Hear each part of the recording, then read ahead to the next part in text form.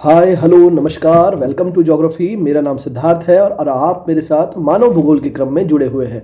मानव भूगोल में हम लोगों ने नगर को पढ़ना शुरू किया है, नगरीय क्षेत्रों के बारे में चर्चा की है। आज हम लोग नगर के बारे में कुछ विशेष जो वर्ड यूज़ किए जाते हैं उनके बारे में एक सामान्य चर्चा करेंगे, क्योंकि उन सभी नामों पर कोई मतैक्य नहीं है। हर देश में, हर राज्य में अलग अलग संदर्भ में इन शब्दों का यूज़ किया जाता है। जैसे नगर जो है, कस्बा किसे कहते हैं, उपनगर किसे कहते हैं, नगरीय क्षेत्र किसे कहते हैं, महानगर किसे कहते हैं, महानगरीय क्षेत्र किसे कहते हैं। तो ये वो सारे के सारे शब्द हैं जो अलग अलग देशों में अलग अलग संदर्भों में प्रयोग किए जाते हैं और अलग अलग राज्यों में भी अलग अलग संदर्भों में प्रयोग किए जाते हैं। परंतु अगर हम लोग एक सामान्यकरण लेके चलें, एक सामान्य चर्चा लेके चलें, तो इस वीडियो के माध्यम से नगरीय क्षेत्रों की परिभाषा के बारे में हम लोग आज बात करेंगे। तो अगर हम लोग बात करते हैं कि नगरीय जो शब्द है वो नगरों और कस्बों से संबंधित है, मतलब ऐसे क्षेत्र जो ग्रामीण जो शब्द है उसके प्रतिकूल हो, मतलब जैसा ग्रामीण क्षेत्र हो वैसा न हो करके उसके अपोजिट हो, वो नगरीय क्षेत्र कहलाएगा।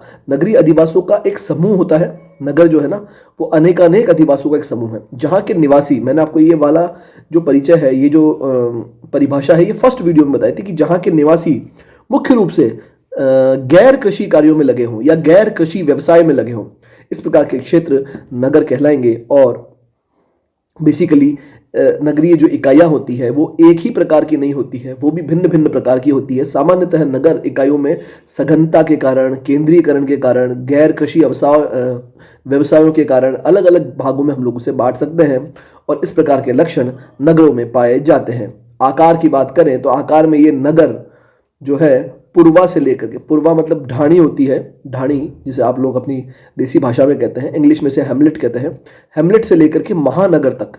महानगर होता है मेगा सिटीज़, ठीक है, या मेट्रो सिटीज़। तो नगरों का जो आकार है वो बिल्कुल छोटी छोटी ढाणियों से लेकर के और बड़ी बड़ी मेट्रो सिटीज़ तक या मेगा सिटीज़ तक हम लोग देख सकते हैं। नगरीय शब्द को हम लोग कस्बा, नगर, उपनगर, महानगर, विश्वनगर, नगरीय समूह आदि स्थानों पर, अलग अलग स्थानों पर, अलग अलग संदर्भों में बात करते हैं। अगर हम लोग अब सभी विषयों पर या सभी शब्दावली पर अगर चर्चा करें तो सबसे पहले बात आती है नगर की। नगर किसे कहेंगे या शहर किसे कहेंगे? बेसिकली आप देखिएगा जो इसमें, अगर मैं आपको अपनी तरफ से एक सिंपल परिभाषा बताऊं तो एक तो सबसे पहला पॉइंट, जहां पर गैर कृषि कार्य होते हो। कृषि कार्य अगर जहां पे होंगे तो वो कहलाएगा ग्राम या गांव, लेकिन जहां पर गैर कृषि कार्य होते हो, एक तो ये, दूसरा अपने आसपास के क्षेत्रों को सेवा प्रदान करता हो विभिन्न प्रकार की, दूसरा ये।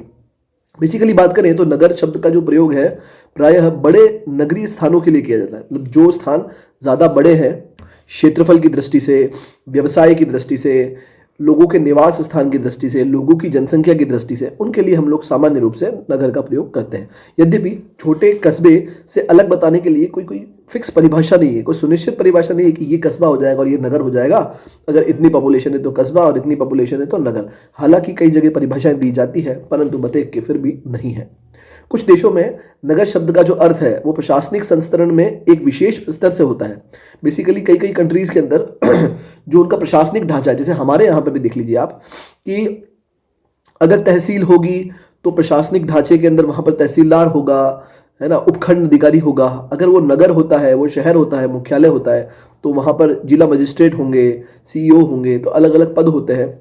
तो इस प्रकार से भी इसको अलग अलग प्रशासनिक संस्करण में भी बांटा जा सकता है। ब्लॉक हो गया, तहसील हो गई, जिला हो गया, इस प्रकार से। नगर जो है बेसिकली एक केंद्रीयकृत अधिवास है, मतलब सेंट्रलाइज्ड सेटलमेंट है, मतलब जहां पर मकान और लोग एक जगह सेंटर होकर के और वहां पर रहते हैं, जो प्रकृति में से जो है बहुकार्यात्मक है। अनेक कार्य जहां पर होते हो, एक पर्टिकुलर कार्य नहीं होता है यहाँ पर, और यहाँ पर भिन्न भिन्न प्रकार के कार्य जहाँ संपन्न किए जाते हो और बहुकार्यात्मक और केंद्रीकृत अधिवास जहाँ पे हो वो नगर कहलाएगा। यहाँ पर एक सुव्यवस्थित केंद्रीय व्यापार क्षेत्र भी होगा, आवासीय क्षेत्र भी होगा और अनावासीय क्षेत्र भी यहाँ पर पाए जाएंगे। मतलब ऐसी जगह जहाँ पर आपको एक सुनिश्चित केंद्रीय व्यापारिक क्षेत्र मिले, मतलब एक ऐसा सेंटर है जहाँ पर आपको उस पूरे क्षेत्र का बाजार मिले।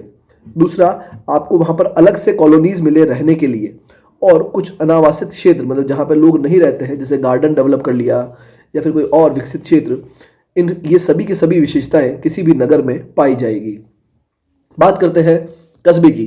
कस्बे को तो आप लोग जानते ही हैं, जैसे कि कोई भी शहर होता है उसके आसपास उस शहर के केंद्रीकरण से प्रभावित होकर के जो चीज़ें बनती है, जो निवास स्थान बनते हैं, जो अर्बन सेटलमेंट्स बनते हैं, वो कस्बे कहलाते हैं।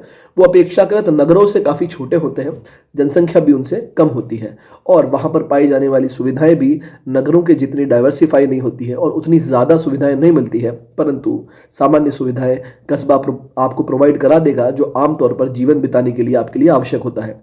कस्बा प्रायः निर्धारित जनसंख्या के एक अधिवास के लिए नगरीय स्थान के लिए एक सामान्य नाम है। मतलब कि जो नगरीय जनसंख्या है उससे कम जनसंख्या वाला कोई एक इस प्रकार का क्षेत्र हम लोग लेंगे जो कि कस्बा कहलाएगा, परंतु उसकी जो जनसंख्या का आकार होगा वो नगरों से कम होगा। सामान्यतः नगर से कस्बे की अलग पहचान बताने के लिए कोई एक स्वीकार्य मत नहीं है कि ये तो नगर कहलाएगा और ये कस्बे कहलाएंगे। कुछ देशों में जैसे USA, England, Italy, Spain, Bharat, Pakistan, Bangladesh में स्थानीय शासन के लिए प्रशासनिक व्यवस्थाओं में कस्बों का एक विशेष स्थान होता है। जैसा कि मैंने आपको पहले बताया अभी कि प्रशासनिक दृष्टि से देखा जाए तो कस्बों का भी एक विशेष स्थान है। अगर वो तहसील के खंड में आता है तो हम वहाँ पर एक अलग ही प्रशासनिक ढांचा देखते हैं, वहीं नगरों में अलग प्रकार के प्रशासनिक ढांचे हमें देखने को मिलते हैं। सामान्यतः अगर बात करें तो छोटा नगर ही कस्बा कहला सकता है। ये आकार में छोटा होगा, ये जनसंख्या में छोटा होगा और नगरों की तुलना में कार्यों की जटिलता भी कस्बों में कम पाई जाती है, परंतु फिर भी इसमें आसपास के क्षेत्रों के लिए व्यापारिक कार्यों का केंद्रण तो पाया जाएगा। तभी तो ये अपने आसपास के क्षेत्रों को या आसपास के गांवों को सेवा प्रदान कर पाएगा। ठीक है, ये हुआ कस्बे, जिसे इंग्लिश में टाउन्स कहते हैं। हम बात करते हैं उपनगर की, सब अर्ब। इसे इंग्लिश में सब अर्ब कहते हैं। बेसिकली इसे पूरी भाषा में कहें तो इसे कहेंगे सब अर्बन एरियाज, जिसे शॉर्ट फॉर्म में सबअर्ब कहेंगे। ये एक बड़े नगरीय कॉम्प्लेक्स का कार्यात्मक दृष्टि से एक विशिष्ट खंड है। जैसे कि देखिए, अगर हम लोग बात करते हैं जयपुर की, तो आप देखिएगा कि जयपुर एक बहुत बड़ा नगरीय कॉम्प्लेक्स है, बहुत बड़ा नगरीय कॉम्प्लेक्स है। पर आप देखें कि जयपुर में भी एक तो पर्टिकुलर बीच में एक बाजार वाला एरिया है और कुछ लोग बहुत दूर अपोजिट साइड में रहते हैं। तो जो अपोजिट साइड में जो लोग रह रहे हैं, उस क्षेत्र के अंदर एक छोटा सा अर्बन सिटी डेवलप हो जाएगा जो वो सारी सुविधाएं देगा जो कि ये शहर दे रहा है और कनेक्टेड भी रहेगा इस शहर से। देखिएगा, सामान्यतः इसमें एक अपेक्षाकृत समरूप आवासीय समुदाय होता है। मतलब वैसा ही समुदाय, वैसे ही लोग जो पर्टिकुलर शहर के बीच में रह रहे हैं, यहाँ पर वो समुदाय होगा जिसका प्रशासन अलग से किया जाता है। मतलब इसकी प्रशासनिक व्यवस्था अलग हो जाएगी और उपनगर मुख्य रूप से आवासीय, औद्योगिक और वाणिज्यिक हो सकते हैं। जैसे फॉर एग्जांपल जयपुर है तो जयपुर में कूकस ले लो, तो वो एक अलग उपनगर के रूप में मान सकते हैं। पर्टिकुलरली ये एग्जाम्पल नहीं है, लेकिन हम लोग इसे ले सकते हैं।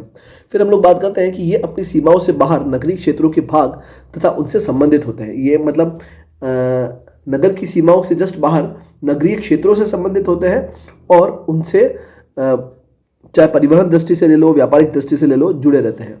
फिर भी इनका एक स्वतंत्र राजनीतिक अस्तित्व हो सकता है। ऐसे बड़े नगर जिनके कई सारे उपनगर हैं, सामान्यतः उसी नगर का भाग कहलाएंगे और उसे केंद्रीय नगर कहेंगे, उस बड़े नगर को।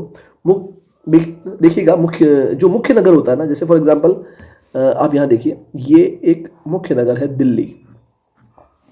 भीड़ ज़्यादा होने के कारण यहाँ एक और नगर डेवलप हो जाता है, जिसे बोलेंगे उपनगर हो जाएगा, सबअर्ब। एक सबअर्ब यहाँ है, एक सबअर्ब यहाँ है, एक सबअर्ब यहाँ है। बेसिकली ये चारों तरफ उपनगरों का विकास हुआ है, परंतु जो मुख्य नगर की जो सरकारी सेवाएं हैं, वही सरकारी सेवाएं इन्हें प्रोवाइड कराई जाएगी। मतलब ये मुख्य नगर से, या यूं कहें मुख्य नगर पर आश्रित होते हैं और मुख्य नगर के लोड को कम करने का काम ये करते हैं। हम लोग बात करते हैं नगरीय क्षेत्र की, अर्बनाइज्ड एरिया की। तो निरंतर रूप से विकसित ऐसे भूभाग को नगरीय क्षेत्र कहा जाएगा जिसमें भवनों और जनसंख्या के घनत्व बहुत अधिक होंगे। जैसे जहां पर अधिक पॉपुलेशन रहती है, कम जगह में ज़्यादा पॉपुलेशन रहे, ऐसे क्षेत्रों को नगरीय क्षेत्र कहा जा सकता है। इनमें राजनीतिक सीमाओं का कोई खास महत्व नहीं दिखा जाता है। वास्तविक नगर के रूप में वे नगर हैं जो बेसिकली उस नगर के प्रभाव क्षेत्र में आते हैं। ऐसा एरिया, फॉर एग्जांपल यहाँ कोई नगर है और इस नगर में एक बहुत बड़ा बाजार है, इसका प्रभाव क्षेत्र आसपास के क्षेत्रों में है, और ये क्षेत्र भी इसी के अनुसार संचालित होता है, नगरीय क्षेत्र कहला सकता है। महानगर क्षेत्र किसे कहते हैं? महानगर क्षेत्र से तात्पर्य एक ऐसे बड़े आकार वाले कार्यात्मक नगर से है जिसमें कई नगर सम्मिलित हो सकते हैं। एक ही नगर में कई सारे नगर सम्मिलित हो सकेंगे तो वो कहलाएगा महानगर क्षेत्र।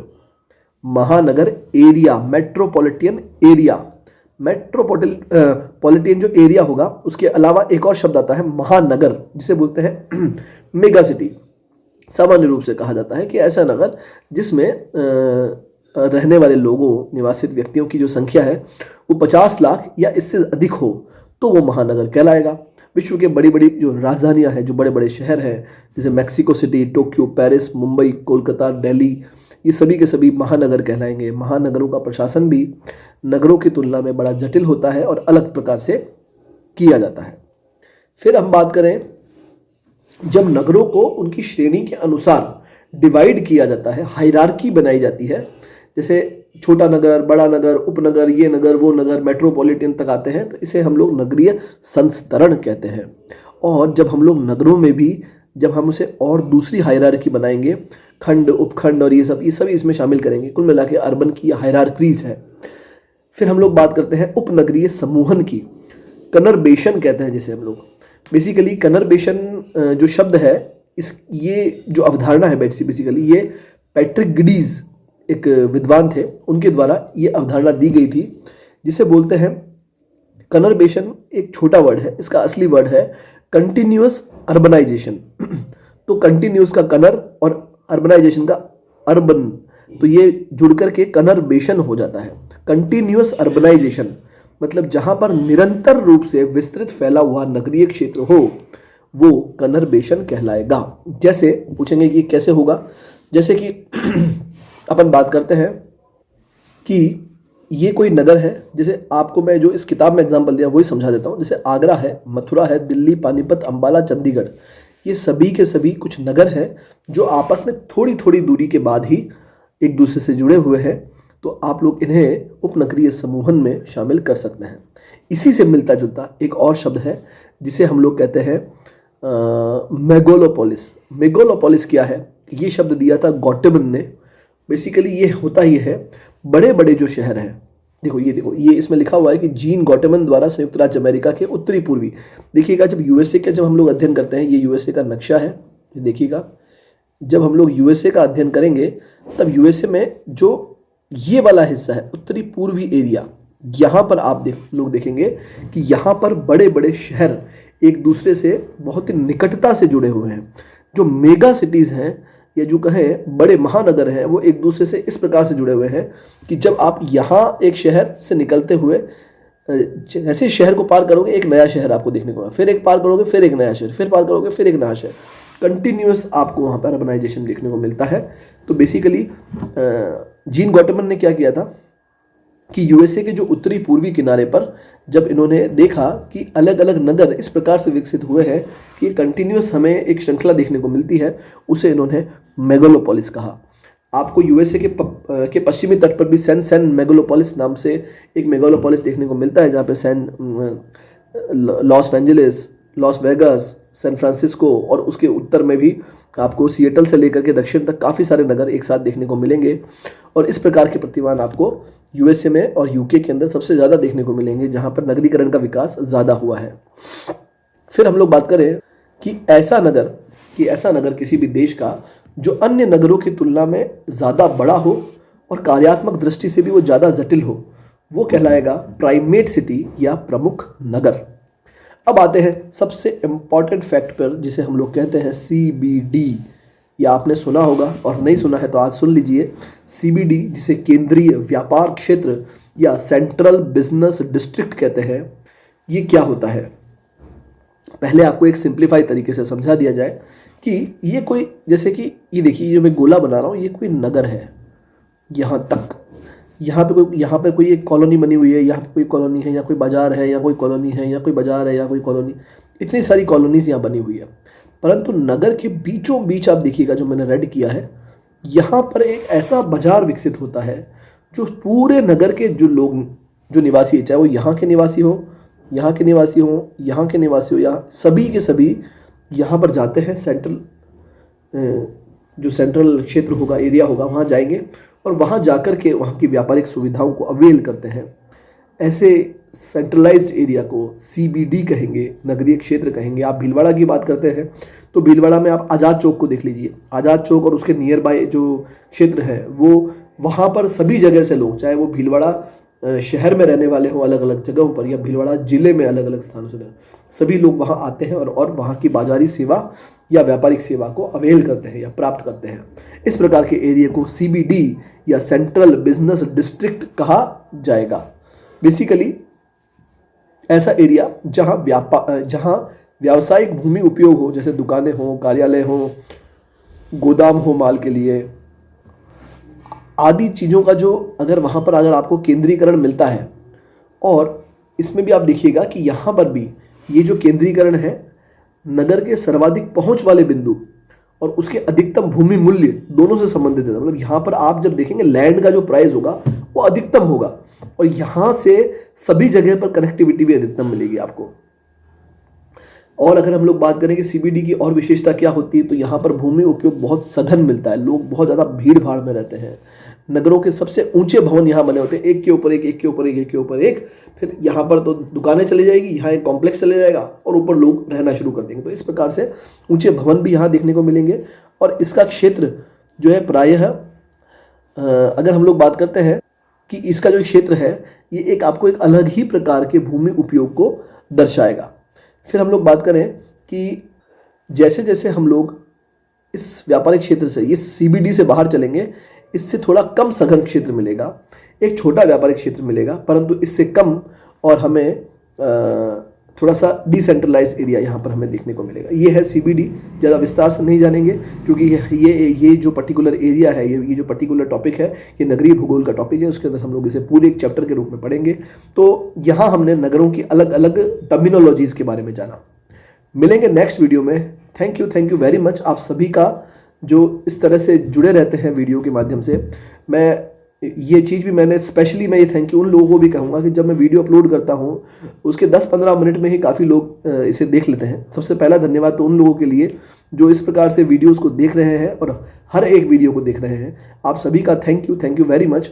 और इसके बाद शायद बस सिर्फ एक और अध्याय रह गया है मानव भूगोल में, जिसे जनजाति कहते हैं। मैं पिछले 3-4 वीडियो से इसका जिक्र आपके सामने करता रहा हूँ। उसी को अब हम लोग इससे नेक्स्ट या उसके नेक्स्ट वीडियो में पढ़ना स्टार्ट करेंगे। बस आप लोग इसी प्रकार से जुड़े रहिएगा। और जब जनजाति में पढ़ाऊँ आप अपनी एटलस ज़रूर खोलिएगा। एटलस के बिना उसे पढ़ने में कतई मज़ा नहीं आएगा। हालांकि मेरा प्रयास भी ये रहेगा कि मैं एटलस या उसके मानचित्र को यहाँ दिखाऊँ। ये हमने ग्रामीण नगरीय अधिवासों के विषय में एक चर्चा की थी। आप लोग जुड़े रहिएगा। मिलते हैं नेक्स्ट वीडियो में। Thank you very much.